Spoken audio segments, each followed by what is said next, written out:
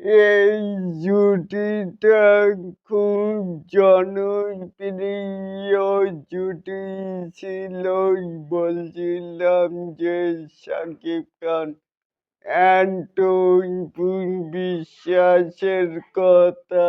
তারা মানে একসাথে জুটিবদ্ধ হয়ে মানে ৭১টি মুভি করেছেন।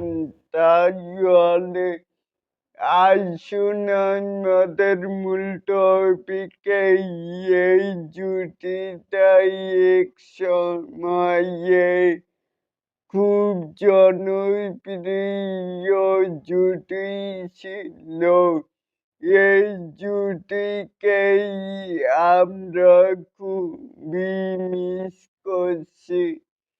তাহলে এটাকেই আপনারা কে কেমন করে দেখছেন তা কিন্তু অবশ্যই নিচে থাকা কমেন্ট বক্সে জানাতেই পারেন।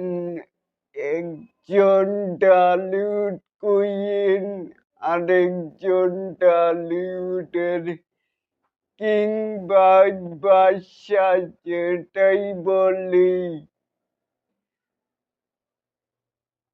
আল্লাহ হাফেজ।